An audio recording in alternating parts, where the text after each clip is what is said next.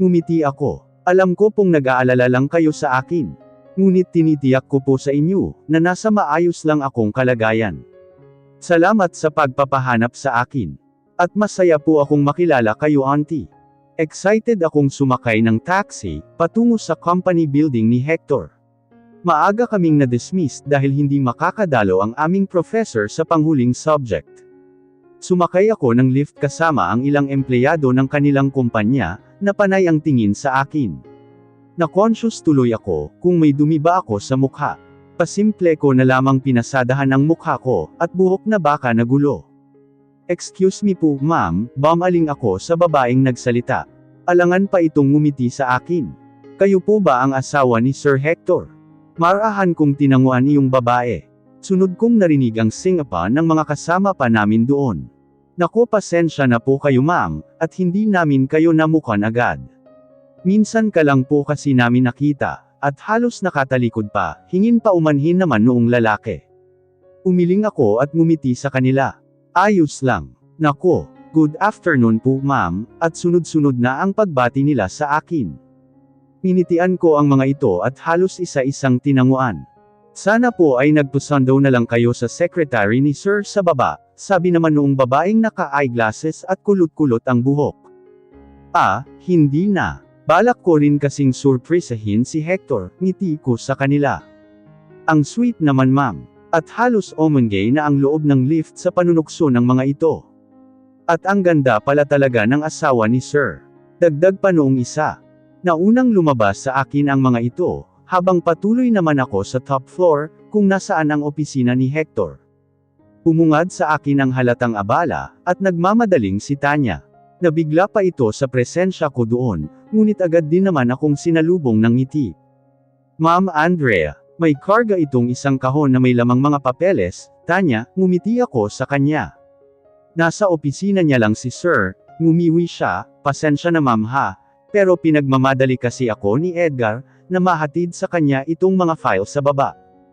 Tumango ako sa pag-iintindi. Ayos lang Tanya. Sige tutuloy na ako sa opisina ni Hector.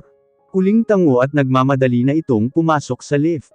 Ipinihit ko ang pinto ngunit hindi pa man tuluyang nabubuksan, ay narinig ko na ang mga pamilyar na boses sa loob.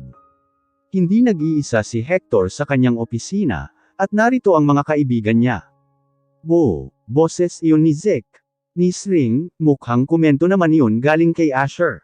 Ring, napakunot noo ako. Hindi ko na pinilit pang silipin sila sa loob, at nakontento na lang muna sa pakikinig gamit ang maliit na siwang ng pinto. Siguro ay hihintayin ko na lang na makabalik si Tanya, at siya na ang magsabi kay Hector, na narito ako para naman hindi ko na maistorbo ang magkakaibigan. I'll marry her again. Ngayon, sa simbahan na, si Hector iyon. Naramdaman ko ang unti-unting paglakas at bilis ng pintig ng aking puso. Tama ba ako nang narinig? Pakakasalan niya ako ulit, at ngayon sa simbahan na. Sa harap ng mas maraming tao. At sa harap ng Diyos. Halos makalimutan ko na ang excitement ko sa pagpapalam kay Hector, na nagkakilala kami ni Auntie. Napalitan ata ito ng mas matinding excitement sa narinig ko. But Hector, how about the boses iyon ni Deacon na agad pinutol ni Hector. I'll make it up to her. Babawi ako sa lahat ng mga pagkukulang ko sa kanya. Sa kasalanan ko. Narinig ko ang mabigat na pagbubuntong hininga ni Deacon. Mas mabuting aminin mo sa kanya, at sa iyo mismo manggaling kaysa sa iba pa niya matuklasan ang katotohanan. Tayong apat lang naman ang nakakaalam nito, hindi ba? Except if one of you will turn your back at me, mariing sinabi ni Hector. Ang sinasabi ko lang ay aminin mo mismo kay Andrea. Karapatan niyang malaman ang katotohanan, si Deacon. Kumunat ang noo ko. Anong katotohanan ang dapat kong malaman? And if she really love you, then mapapatawad ka niya, dugtong pa ni Zeke kay Deacon. Iyon ay kung may kapatawaran pa ba ang nagawa mo sa kanya, si Deacon ulit. Kinabahan ako nang marinig, na parang nagtatalo na sila sa loob. Tuluyan ko na sanang bubuksan ang pinto, para makapasok ng agad naman silang inawat ni Asher. Unti-unting nawala ang excitement na nararamdaman ko, at napalitan ng pag-aalala. Hey, narinig kong sita ni Asher sa mga kaibigan. Huwag kang magmalinis dito. Hindi ko pa nakakalimutang kayo ang kumidnap sa kanya ng gabing yun. Nanlaki ang mga mata ko sa naririnig. Halos manigas ako sa kinatatayuan. At lalo lang nanlamig sa mga sumunod pang narinig. We were young and reckless then. We didn't know you were being serious already with that girl. With Andrea, si Zeke. Ang akala namin ay naglalaro ka pa rin Hector, alam natin kung gaano ka kaluko pagdating sa mga babae, si Asher na pinutol ni Hector. And you think that's enough reason, para gawin niyo yun sa kanya. Tumaas ang boses ni Hector. Kami nga ang kumidnap kay Andrea, but you were the one who make her Hector. Si Deacon. May kung anong biglang bumagsak sa puso at damdamin ko. Nang hihinang bumaba mula sa kanina pang pagkakahawak sa doorknob ang kamay ko. Naawang ang labi ko, upang makakuha pa ng hangin dahil pakiramdam ko, ay kinakapos ako ng hininga. Hindi totoo to. That is because you, ang boses ni Hector ang huli kong narinig, ngunit hindi ko na pinatapos. Tumakbo na ako palayo doon, ngunit naglikha yata ng ingay ang tunog ng takong ng aking sapatos, sa tahimik na pasilyong iyon. Dahil naramdaman ko ang mabilis na pagsunod sa akin ni Hector. Andrea, nagmamadali kong pinindot ang lift, ngunit bago pa man ito magbukas, ay naabutan na ako ni Hector. He caught me in his arms. Niyakap niya ako mula sa likod. Lalong bumuhos ang mga luha ko. I'm sorry Andrea, I'm so sorry, please forgive me, pagsusumamo niya. Naririnig ko ang mahina nitong paghagulgol. Umiling ako at nagpumiglas. Pete, iwan mo ako. No, naramdaman ko ang paulit-ulit nitong pag-iling. Malakas si Hector ngunit sa pagkakataong iyon, ay naramdaman ko ang kanyang panghihina. Nakawala ako sa kanya at nagkaharap kami. Pumungad sa akin ang mga luha sa kanyang pisngi. Ngayon ko lang yata siya nakitang umiyak ng ganito. Ayaw ko man aminin ay nasasaktan ako para sa kanya. Ngunit mas nasasaktan ako para sa aking sarili. Ikaw yun. Sumanghap ako at lalong lumuha. Mapait na umiling si Hector. Tangka akong lalapitan, ngunit maagap akong humakbang paatras. Huwag kang lumapit. Lumagpas ang tingin ko sa mga lalaki sa kanyang likuran. I shut my eyes tight as the dark memory came back. Kung paano ako sa pilitang isinakay sa pick-up na yun, their evil laughter, ang pagtakip sa bibig at ilong ko ng panyong nagpawala sa malay ko. Muli kong minulat ang mga mata, at tumambad sa akin ang nagsusumamong mukha ni Hector. Please, someone wake me up from this nightmare. Paulit-ulit akong umiling. Hector, humikbi ako. Please, hindi naman ikaw yun. Sumanghap ako at lalong napahagulgol. Mabilis lumapit sa akin si Hector. At mahigpit akong niyakap. Nang hihina akong pumiglas sa hawak niya, sabihin mo na hindi ikaw yon. Sabihin mo. Sinapo ng kanyang mga palad ang magkabila kong pisngi, at pilit pinunasan ang mga luha kong patuloy ang pagbuhos. Pilit kong binaba ang mga kamay niya, at diretso siyang tiningnan sa mga mata. Hector, sabihin mo sa akin. It was me Andrea. Hirap na hirap niyang amin at panibagong luha ang bumuhos mula sa kanyang mga mata. Umawang ang labi ko at lalong napahagulgol. Tinakip ko sa mukha ang mga palad. Muli kong naramdaman ang pag-abot sa akin ni Hector, ngunit bago niya pa man iyon tuluyang magawa, ay matapang na akong nag-angat ng tingin sa kanya. Lumagapak ang palad ko sa kanyang pisngi na maging ako, ay halos magulat sa sariling nagawa. Ito na yata ang unang pagkakataong nasample ko siya. Si Hector man ay baka sa mukha ang pagkakabigla. Bago pa man siya makabawi, ay buong lakas ko na siyang pinaghahampas sa mukha at dibdib. Andrea, hinuli niya lamang ang mga kamay kong nanakit sa kanya. Dinala niya ito sa kanyang mga labi, upang masuyong mahalikan ang mga kamay kong nakakuyom. Buong lakas kong binawi ang mga kamay, at agad na siyang tinalikuran. But he again caught me in his arms. Pete, iwan mo ako Hector. Patuloy akong nagpumiglas ngunit nang hina na lang ako, at napagod ay parang wala siyang balak na pakawalan ako. Forgive me Andrea, mahal na mahal kita, he cried. Sinubsob ang mukha sa aking balikat. Sinikap kong gawing bingi ang sarili ko, mula sa mga salita niya, at pilit sinarado ang puso sa mga sandaling iyon. Tinatagan ko ang loob, kahit pa wala akong ibang gustong gawin sa mga oras na yun, kundi ang umiyak. Kung mahal mo talaga ako ay pakawalan mo ako Hector, sinikap kong maging buo ang boses, kahit gustong-gusto nitong mabasag.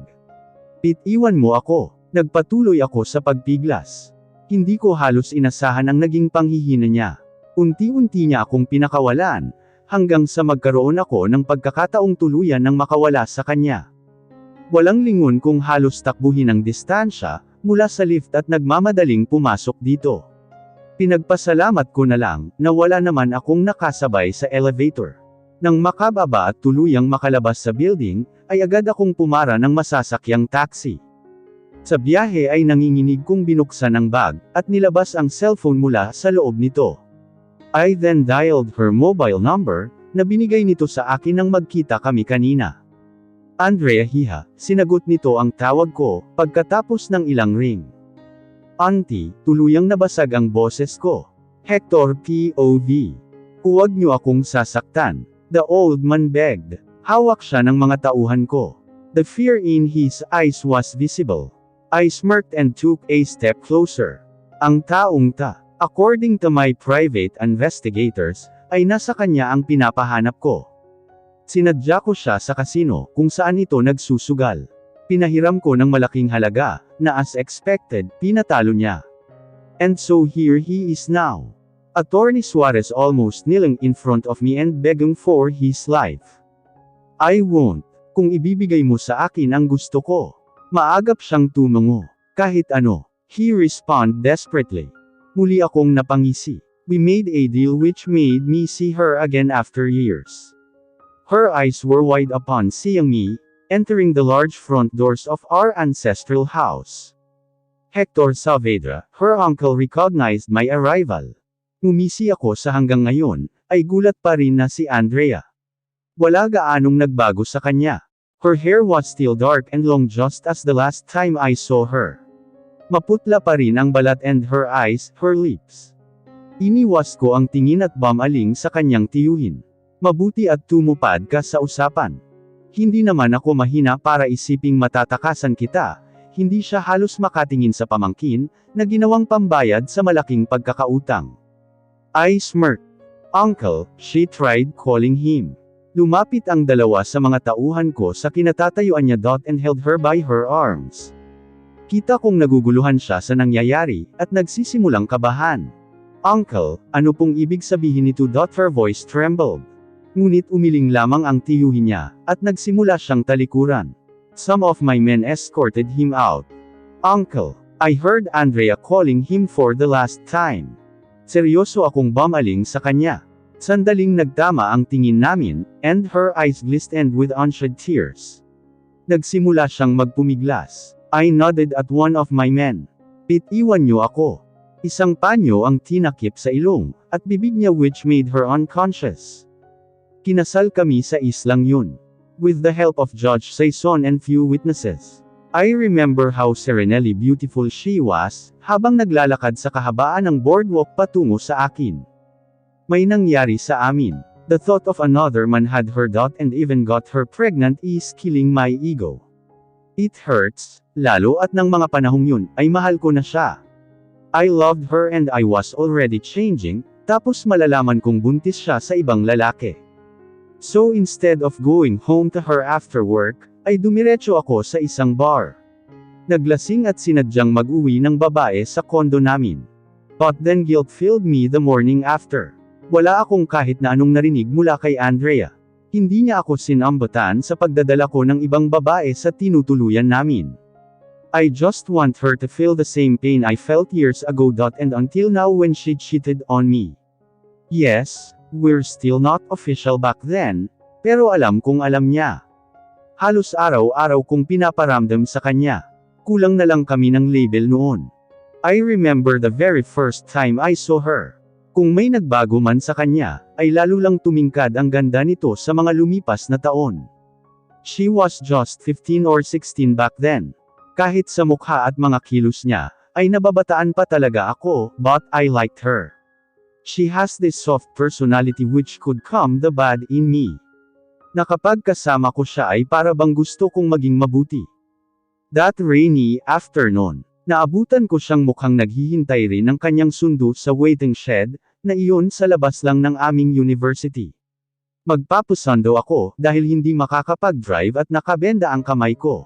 It was caused by the trouble I got into the other day. Tahimik akong naupo doon. Walang ibang taong naroon bukod sa aming dalawa.